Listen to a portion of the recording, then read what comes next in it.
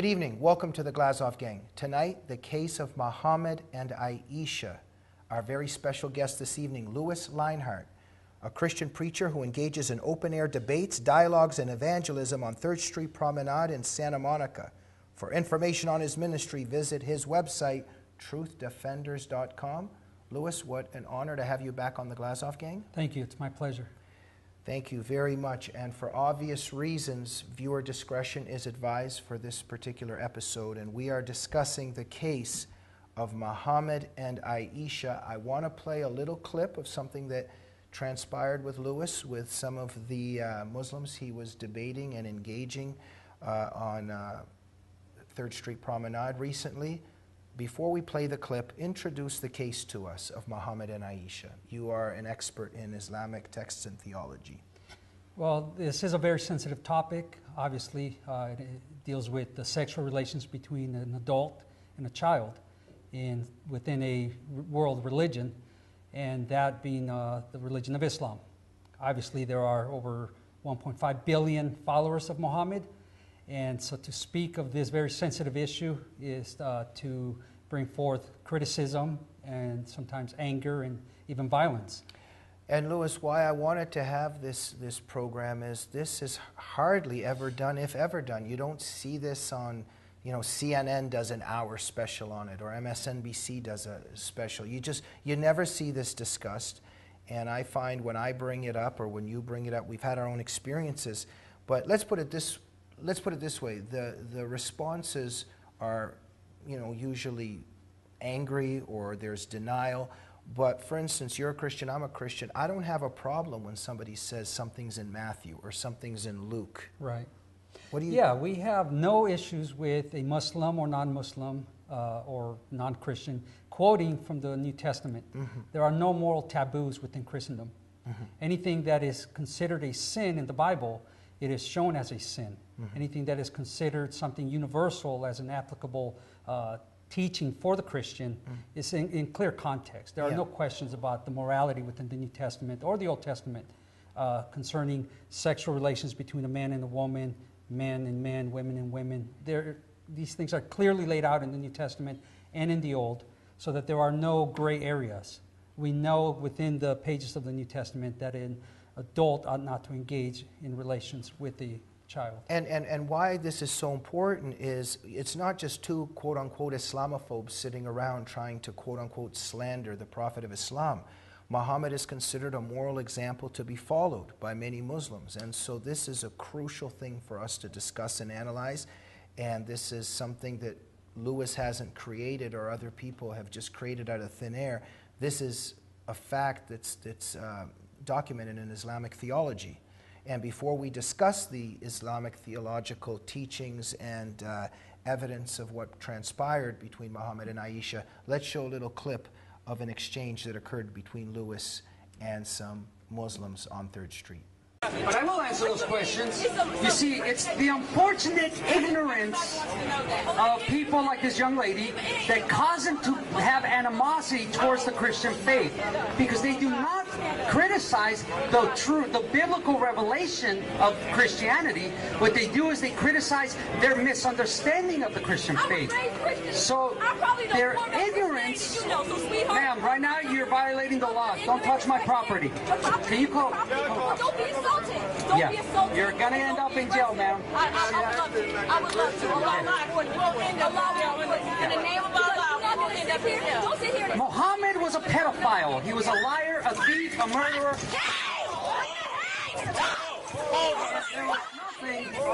Other. Well, it's a good thing I have a hard head. So, it's okay for her to insult my Lord. It's okay to insult my Lord, but it's not okay to insult that filthy pedophile Muhammad, who molested a 9-year-old little girl by the name of Aisha. He was in his 50s, she was 9 years old. So that's okay for a pedophile to lead you into savage rage?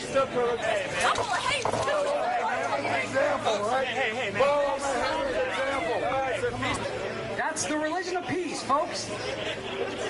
A piece of you here, a piece of you there, but it ain't no peace, I'll tell you that much. Wow, that was some, I could say, pretty powerful stuff. Let me ask you this. Why did you say what you said, and what ended up happening with that lady? Well, as I've stated before, the lady came up. She started asking a lot of questions. She had already engaged us apart from the mic, so I already knew she had some antagonism. When she came to the microphone, she fired off about 17 questions and comments. When I asked her about which questions she wanted answered first, she just said all of them. So then I just figured she's not really interested in a true intellectual dialogue. That brought her over around to my section of the street where I perform. It's not really a performance, it's open air dialogues and debate and preaching. And she grabbed my Bible, which is private property. I told her not to touch it. She said that was okay. I said that she would get arrested because it is private property. With that, she said, by Allah, I'll get arrested. And then she mentioned Muhammad. Well, the first thing that came to my mind was Muhammad and Aisha, so I just said Muhammad was a pedophile. I should have given a little more context. That was in the heat of the moment, but there was no time for the context. She pulled back and engaged me with her fist. Okay, so Louis, a lot of people's first instinct when they watch this is, oh, this guy, this preacher down on 3rd Street, he's provocational, he's insulting the Prophet, etc., etc. But you're stating a fact, and the fact is rooted in Islamic theology. So let us begin. Aisha is recorded in Islamic texts as having been married to Muhammad at the age of 6, and the marriage was consummated at 9. Correct. Tell us what happened and some of the teachings, because this is in the Hadith and Bukhari, etc. Yeah, this comes from Sunni primary source materials, although Shiites wouldn't disagree with these texts in some instances. The narrative is that Abu Bakr, Muhammad's companion, had the daughter Aisha. Muhammad approached Abu Bakr and asked for her hand in marriage. He said that it was inappropriate. He said, how can you ask this of me, seeing that we are brothers? Muhammad said, we are brothers in faith, in the religion, but she is lawful unto me. How Abu Bakr, as a father, a loving father, protecting his children, would allow for that to proceed any further is beyond any ethical reasoning. But he did hand over his daughter eventually. Aisha was 6 years old when they were engaged. She had a sickness that caused her hair to fall off. That is why I think Muhammad did wait 3 years before he engaged her in consummating the marriage. But there are scholars that have given fatwas or judicial edicts declaring that between the ages of 6 and 9, Muhammad did molest her. It's called the practice of thawing. And I apologize to your audience in advance. Some of the terminology we've said viewer discretion. Offensive. Viewer discretion advised. But thawing is, and sorry, we're not trying to engage in pornographic conversation here, but it's the placing of the male's penis between her thighs. Right. And this would just prepare her for that ultimate penetration. And she's between 6 and 9. Between 6 and 9. But this is in Islamic teachings and fatwas. Yes, you could go to Sahih al-Bukhari, volume 5, and find these teachings in there, numerous narrations. Okay, now, so Louis, this is in Islamic teachings. This is what is accepted in Islam, and through my own readings, for instance, in Bukhari 6130, Aisha is actually talking about that she was playing with her dolls when the marriage was being arranged and ensued. And during the marriage, this was during the marriage, but she was actually playing on a swing with her friends, it says, when Muhammad first approached and wanted to marry her. So this is obviously a child. Yeah, the culture of the time, it implies that if the child has not yet reached puberty, she's still allowed to play with her dolls. Mm-hmm. The fact that it states that she was playing with her dolls shows us that culturally, it was before her period. She was prepubescent. Yeah.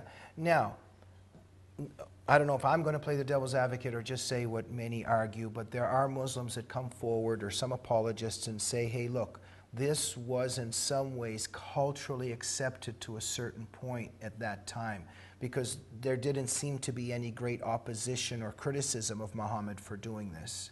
Yeah, Was this a standard practice in Arabia at the time? I have not received any information that verifies that claim. But even if that is true, now for the past 17 years, I have been asking for both Christians and Muslims that say it's a cultural norm, and that is why Muhammad allowed it, to provide the proofs from archaeology, from history, from any source that would verify that it was a cultural norm at the time for adults to engage in marriage or sexual relations with children. I've yet to see that information. Now, if that it was the case, Muhammad, claiming to come in line of the prophets of the Old and New Testament, should have known that God has always told his people not to engage in the practices of the nations around them. So that being a cultural norm, he shouldn't have gotten his morality from the culture, but from the God of Israel. It's so interesting you say that, Louis, because I often think of that as well. There's a double standard here, because some of the Muslims that I speak with and have debated this with, they always say how the culture in Arabia and religious practices were so bad and Muhammad wanted to fix them. But then they say, oh, but with Aisha it was the culture of the time. So they believe in cultural relativism, but at the same time they don't believe in it because Muhammad had to fix cultures that were bad. There's a contradiction there. There is. It's a very serious contradiction. But Muslims that will object to these hadiths, even though they're already sahih, they're authentic, the 9 volumes said by Bukhari, and 7 volumes said by Muslim. Even though these are narrations of the traditions and the practices of Muhammad by his family members and his close companions, the Quran in Surah 65:4, it clearly states that a Muslim man can engage with a child that's prepubescent in sexual relations to consummate a marriage, or to seal a relation concerning the it could be, they can say that it's part of the culture to seal a relationship with another tribe. But Abu Bakr, remember, objected to And Muhammad. why would he object, And Abu Bakr said, we are brothers. If they're already companions as brothers in the religion, what need was there for a consummation of a marriage between his daughter and Muhammad? It doesn't make sense. And it also shows, even the fact that he objected, it shows that there was a consciousness in terms of this being wrong. Louis, let me ask you this. In Islamic theology, it appears that Aisha was Muhammad's favorite wife. And the other wives were complaining. Now, the Quran commands husbands to treat their wives equally in chapter 4, verse 3. But Muhammad clearly violated that. The same verse also forbids husbands to marry more than 4 women, and Muhammad received a revelation granting him immunity from this law in chapter 33:50. What's going on here that Muhammad's not following the Quran in terms of how to treat wives and how many he can have?